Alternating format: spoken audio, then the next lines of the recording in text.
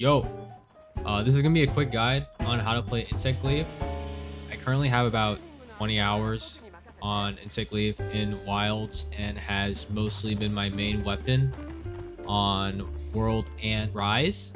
This guy's mostly gonna be about how I would play insect glaive in wilds, and might not be the most efficient way of playing, and is also more aimed towards people who don't know how to play insect glaive or think that insect glaive is weak, which isn't. Maybe in multiplayer, I feel like insect glaive is more of a solo weapon. If I didn't mention anything in this video, let me know in the comments, and let's get started. Now, the first thing you want to do when approaching a monster is you want to try to get all 3 buffs as fast as you can, which I'll explain why later. What I would like to do is I would equip Rocksteady because it prevents the monster from stunning you if it roars or attacks you, as well as try to get a sneak attack in the beginning of the fight. You can also try to equip Evasion Mantle because I think in this game you can dodge roars and you get a little attack boost in the beginning. But the buff I'd always like to prioritize is buff 1, because when you get buff 1, you have access to Descending Slash, as well as Descending Thrust, which are very strong moves. Now, let's say you're stuck on 2 buffs and you just can't get that last one. What you can do is you can keep trying, or you can do Descending Thrust in the air, and then your kinsect will try to get it automatically for you, because when doing that, it sends out your kinsect and it will automatically attack. And you also want to try to aim for the body part that you think the last buff is on. Once you have all 3 buffs, you have access to an enhanced moveset. The first move I'm going to show is vaulting and then triangle, or Y, which is jumping, advancing slash, as well as this move, which is strong jumping slash. For strong jumping slash, this one, I rarely use this. It's very situational. It's either because I didn't hold the button long enough to do Descending Thrust, or it's to mount the monster. For this move, jumping advancing slash, I only use that for positioning because it allows me to set up for Descending Thrust, because during this move you can hold circle and it allows you to do that. You also make sure you want to land the last attack for jumping advancing slash, because it procs vaulting dance, which allows you to do strong Descending Thrust. You can also, sometimes there'd be like small monsters walking near the monster, like Vespoids, or like the hippo ape looking things. If you land the last attack on those, it will proc vaulting dance. It gives you repositioning towards the monster. You can also pop vaulting dance twice. So say you're doing that advancing slash, you just proc it again and then try to reposition. That being said, you never want those to be your main attacks. You don't want jumping advancing slash to be your main attack. Insect glaive has been the same since insect glaive came out, since like 4U, and you always want to be on the ground. Just a quick note here, this does depend on the monster you're fighting.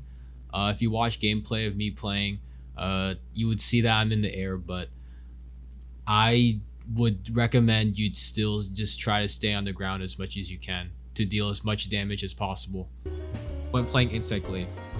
And this is going to be your main method attack, which is standing triangle and standing triangle and then circle, which is tornado slash. You always want to end in tornado slash. If you're like doing this, just like doing that, you always want to just end your combo in circle. If you ever need to reposition during this combo, all you need to do is hold back your left analog stick and do dodge slash into tornado slash. Either way, you always want this to be your main method of attack, or just try to end in tornado slash, because tornado slash is still the strongest move that Insect Glaive has. Another thing I forgot to mention is that if you need to reset your position, I'd also just try to roll. It's a little slower and you won't be able to do tornado slash immediately, but if you're out of position for tornado slash, then I would just roll into a better position to land the combo. Insect Glaive also has one new move that Wilds has introduced, which is rising spiral, which you can activate during focus mode after descending thrust or descending slash. I like to do it during descending thrust, but after you do that, you do L2 and then circle. I only like to use that move when I know I can get all 3 buffs back. Sometimes I'd use that move and I would have 1, but my kinsect would grab 2 and 3 for me, or it'd be like 1 and 3, and or it'd be like 1 and 3, and my kinsect would grab the last buff for me. Now, if you completely whiff that move, that's okay, because Wilds has introduced a new mechanic called wounds, and what you can do is you can get all 3 buffs back if you've been attacking the monster and you see wounds. You can get all 3 buffs back by using Focus Strike, and gives you all 3 buffs.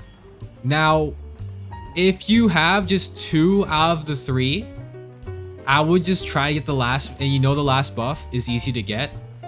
I would just try to get the last buff manually, but this way you only have to get all 3 buffs once, and that's at the beginning of the fight, which makes Insect Glaive so strong compared to other games.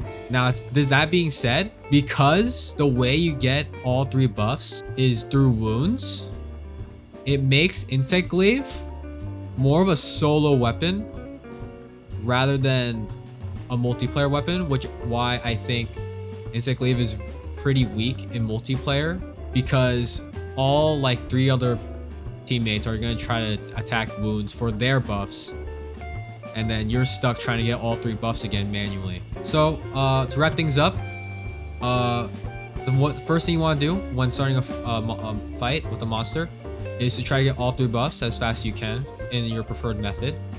Try to prioritize 1 so you get access to descending thrust, and if you can't get your last buff, so let's say you have 1 and 3 and you get the last one, you can do descending thrust on the part which you think you have on the part that you need the last buff on, and then your kinsect will automatically grab it for you.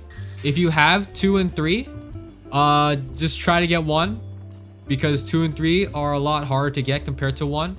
1 is usually the face, or sometimes it's like their claws or hands.